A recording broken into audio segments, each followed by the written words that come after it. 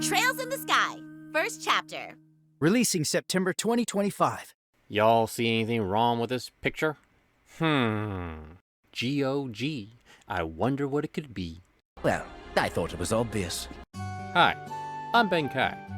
A few months ago, I made a video about the new Trails in the Sky remake not getting a DRM-free release on GOG, when every other Trails game is available there. Since then, Gunho and Falcom have made no efforts to bring this hotly anticipated title to the greatest online game store of all time, making this the first Trails game to not receive the DRM-free treatment. This is even in spite of the fact that the GOG Dreamlist for Trails is well over 3,000 votes and climbing, so demand is there for a GOG release. And if you'd like to add your vote to the cause, you can do so at the link in the description below. At this point, it's looking like we may not get a day one release, but I have confidence that if we hold strong and continue to voice our opinions, that we will eventually get this game released there soon-ish. Or maybe whenever they get around to making Trails Remake Part 2. So since the remake won't be available DRM free for a while, how about we check out the original game on GOG? Now I said prior that I've never played a Trails game before, so this will be my first time with the series. Lots of people were telling me that this had an exceptional story, great characters, and a fantastic score. I'll say that I've had quite a bit of JRPG experience under my belt, with about half of them decent and the other half quite meh. With that said, I went into this game very skeptical. And then I played the game. Now I'm a believer, not a trace of doubt in my mind. Okay, we better stop there before the copyright folks get wind of this. So, yeah, you could say that I liked it. And I just so happen to have a bonus GOG PC copy with me to give away in this video. So be sure to stick around to find out how you too can become a Trails believer. And that just so happens to be the same version that I'll be reviewing today. It sports an impressive amount of graphical options and keyboard remappings. It can also be played entirely with just the mouse, or perhaps a combination of WASD movement and mouse control, or perhaps connect a controller if that's your thing. Walking from place to place taking too long? Battles too frequent? Turn on turbo mode to get to where you want faster. Boost your speed to 6 times normal space-time reality to fly faster than Sonic the Hedgehog.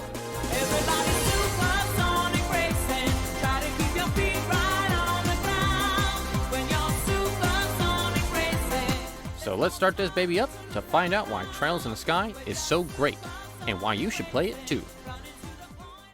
We begin our story here, at the home of Cassius Bright and his daughter Estelle Bright. Cassius has just come home after a long business trip, but has brought something unexpected back with him. Anyway, Daddy, what's with the big blanket? Is that my present? Oh, you're a sharp one. Now why don't you come have a look? What? Well, here you are. Quite a handsome boy, don't you think? What? Why is my present a boy? Oh boy. I like her already. The boy's name is Joshua, and the origin of where he came from would remain a mystery until he was ready to talk about it. Despite not knowing anything about this kid, Cassius adopted him to live with them in their home. And the two kids kicked it off to a good start. Quit yelling! Well, Estelle did all the kicking.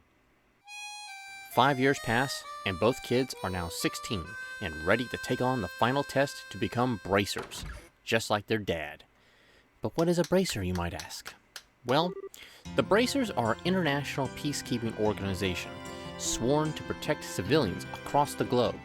One of their core principles is the non-interference with government entities. This allows the bracers to be seen as unaffiliated with any one country, giving them freedom to cross borders with any nation, protecting all the people from around the world. It's actually quite similar to the Green Lantern Corps, except those guys are on a galactic scale. Anyway, Estelle and Joshua go through their final test in the sewers, which acts as this game's combat tutorial, and come back out on top as full-on junior bracers. They're now able to take on quests at the Bracer Guild and help those in need within their local area. Like helping out some farmers with some oversized bunnies eating all their crops. Darn those bunnies. Or saving some kids who wandered too far into a monster-filled dungeon. Estelle, behind you! It's something with teeth, isn't it? Nice monster? Dad to the rescue. Clearly they still need some more practice before they can get as good as Papa Bear. That was incredible, Mr. Bright. You were like a gazillion times more awesome than Estelle. Of course I was. I'm her father. Who's the glory hog now? I mean, I guess I should be thankful that Dad saved my behind, but why does he have to go and take all the credit like that? It really chaps my hide. Knowing that they still have a long way to go before they're as good as their legendary dad, Joshua comes up with a brilliant idea to travel across the country to train to become senior bracers. You are a genius! Well, there's some other stuff that happens too, but I won't spoil that for you. The main highlight of this game is the journey across the country with these two young bracers, learning about each region and interacting with the unique cast of characters, while also coming to terms with their feelings for each other. She's your sister, dude! What's wrong with you, you pervert? What? No! They're unrelated! Or did y'all miss that part where Joshua was adopted at the beginning of the game? Thank God, dude. That was gonna be a little much. Anyway, I found role-playing as a bracer traveling the world for work was the best part of this game.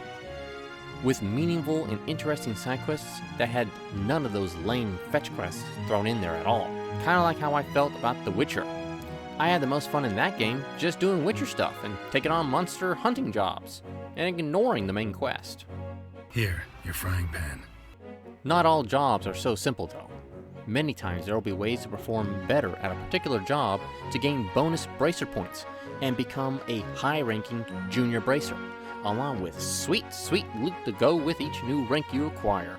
But sometimes I just go for the funny option. Winston, what was I saying again? Ah, dinner you say, Estelle. Well, be sure to eat everything you see on the road. Every new food you eat will be added into a cookbook for you to make again. Acquire the proper amount of ingredients, and voila! You've made yourself some potluck in a shell, which just so happens to be a much cheaper alternative to reviving party members than the actual reviving bombs at the store. But there's also so many other recipes that can bestow combat bonuses, massive healing, and removal of bad status effects. So be sure to eat everything you see and fill that cookbook and your stomach up. Oh no, are eggs supposed to explode like that? I guess I shouldn't have gone in expecting to make a perfect meal in a single try. No, wait. Cooking is supposed to be about passion. Exploding eggs are passionate, right? Now, once more. Each region has its own distinct look and feel about them, with matching music to boot. You've got the bustling city of Bose, the port city of Rouen,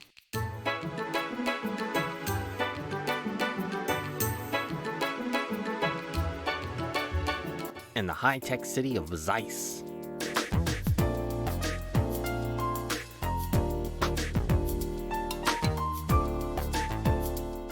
But also some of the smaller border towns have this peaceful, calming music, like this fisherman town.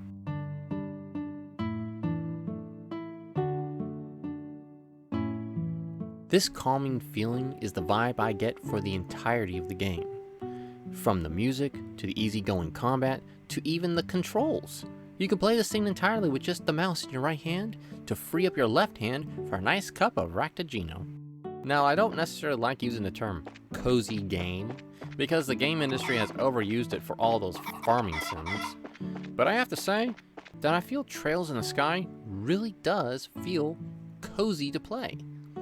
I just feel so relaxed every time I start it up. The music and visuals go a long way toward that. But surprisingly, the combat felt very non-threatening as well, with a simple retry button if things don't go well. The only fights that get really intense are the final boss and this silver-haired freak called Lawrence.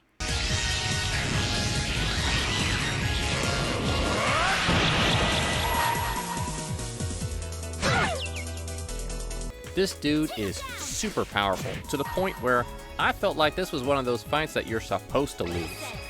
But I wouldn't know because I whooped his behind.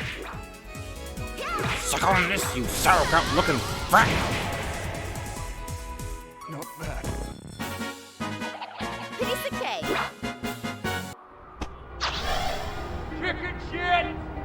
Characters are wonderfully written.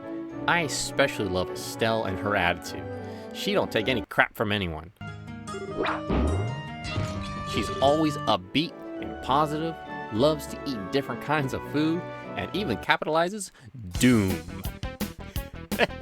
Okay, that right there makes her my favorite character by default. Then you have Joshua, who is this calm, calculating, cunning individual that makes up for Estelle's lack of discipline. He's able to solve and deduce problems, while Estelle likes to hit things first and think later. They make for an impressive duo team, kind of like Kirk and Spock, or Mulder and Scully, you know, other popular duos. Along the way, they'll meet many others like Heavy Blade Agate, Heavy Blade Agate? What a stupid name. Chloe and her sidekick Eagle, Sieg. Reminds me of Peacemaker and his sidekick Eagly. And of course, I can't forget about the weirdo, Olivier. What is it that is most precious above all? That's love and peace, baby. Yeah, he's a weirdo, alright. All the Trails games have this interconnected story within the same world. You know how Final Fantasy has like 16 games in their main series, but besides sharing similar magic spells and enemies, each game is completely unrelated from one another. I'm not even sure if they exist on the same planet. But not the Trails games. Each one takes place on a different part of the Zemurian continent, with their own main characters and story arc, but all those games take place within the same realm of existence. So characters from Trails in the Sky may show up in Trails of Cold Steel, and you get these really neat crossover events. Kind of like how Marvel has all those independent superhero films set within the same universe, so they can all team up for an Avengers movie. This game, however, does a very good job setting up this multifaceted world by giving us a good starting point from the perspective of Estelle, who is just learning things for the first time while traveling the continent, like in how they describe orbits in this game. This would be Trails' version of magic. Estelle has always had a hard time grasping the concept, and they go over explaining it quite well. It actually provides a logical reason for not only how magic works in this realm, but also how all their technology became so advanced so fast. I haven't seen a detailed explanation for why magic exists in a game since Mass Effect and its biotic abilities. Basically, orbments are devices powered by a fictional mineral called sepith. These devices can range from vacuum cleaners, street lights, to airships and heavy weaponry. And the country that we reside in, called Liberal, has one of the biggest repositories of sepith in the world. But for our purpose of casting magic in combat, we have devices called combat orbments. Everyone in your party has one with their own unique functionality. We acquire sepith from monsters in combat, because for some reason these critters like to eat these colorful jewels. Then we refine the sepith into quartz. Each quartz imbues a specific stat bonus, like boosting attack power, HP, increased chance for a critical hit, and so on. But how we gain access to magic is the specific combination of certain quartz. Place a couple of green quartz down and get an AoE wind attack, or place a lot of red down for a huge volcanic eruption. Your handy bracer notebook gives you an entire list of all possible quartz you can find, as well as which quartz to combine to acquire your desired magical abilities. Keep in mind, certain people can only equip specific quartz, like in the case of Joshua, who has several slots dedicated to time quartz only. So try to plan around each character's limitations to get the proper build you wish for. Oh, are we done already? Now that actually leads me into the combat system, which is probably one of the best I've seen in a JRPG. For one thing, there are no random encounters. No way! It is completely turn-based, with a turn order on the left side, a la FF10 style. Excellent! But most importantly, there is no need to grind for harder bosses. Normally, enemies have a set number of EXP points. You'll level up, need even more XP for your next level, so you seek out tougher monsters. But here, the points are scaled to your level. Fight a monster 10 levels below you, and you only get like 1 point. But fight something 10 levels above you, and you get buku's amount of points. It easily allows you to get your levels up quickly in areas with powerful monsters. Leveling up is especially easy when a high-level character joins up to take on the beasties. And since EXP isn't split out in this game, you'll get the full amount for only doing very little. I was able to get through this game easily with absolutely no grinding at all. Just basic exploration, looking around for treasure chests was enough for me to be powerful enough for the next boss. You've taken everything from me! Everything! Oh yeah, and the game has some funny dialogue whenever you try to raid an already opened chest. So have fun reading those. Anyway, there's much more to the combat, because we also have crafts, which are unique abilities that are specific to each character. These crafts can be used with CP. The CP bar goes up with every successful hit you dish out, and for every hit the enemy does upon you. Build up enough points, and you can let out Estelle's Hurricane move for huge AoE staff damage, or Joshua's Flicker to blast through several enemies and also delay their turn. Some crafts can also boost your stats or cause debilitating effects to your enemies. But perhaps the best use of CP is the S-Breaks. Prepare to hit your shoulder. Come on, everyone.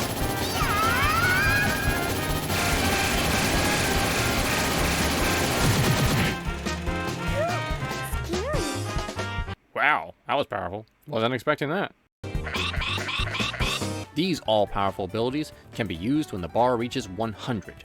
What's really special about them is that you can activate them at any time by pressing 1 through 4 on your keyboard to push up your turn to the top, subverting your enemy's turn, or possibly using it to line up a critical strike on the turn order. But if you wait until the CP reaches 200, then you'll unleash an even more powerful version of your S-Break.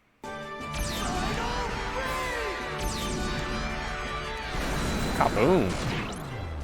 You'll learn new crafts and S-Breaks as you level up, with some of the most powerful ones saved for the end.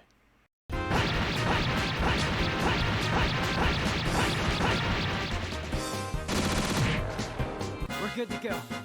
Holy frack! This all takes place on a chess-like board, where you can move around and line up your spells and abilities for maximum effect. Basic attacks will also knock back targets by 1 tile. I use this knockback function to group enemies closer together so that they would be within range of Tita's grenade launcher radius. Now that's playing with your head. There's also status effects that you can bestow upon your character's weapons, but I've never found them to be useful in any JRPG I've played, since most enemies and bosses are always resistant to all of them. But my interest was piqued to try out this Death Blow quartz, which promised a 100% chance to KO a target, but would break upon use. So why not?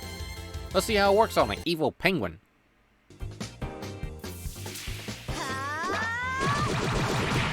It didn't work. Of course it didn't work. Silly me for thinking that status effect would actually work on a boss. Now I've seen everything. Stupid evil penguin. And you know what? Sometimes I just want to sit there and listen to the music.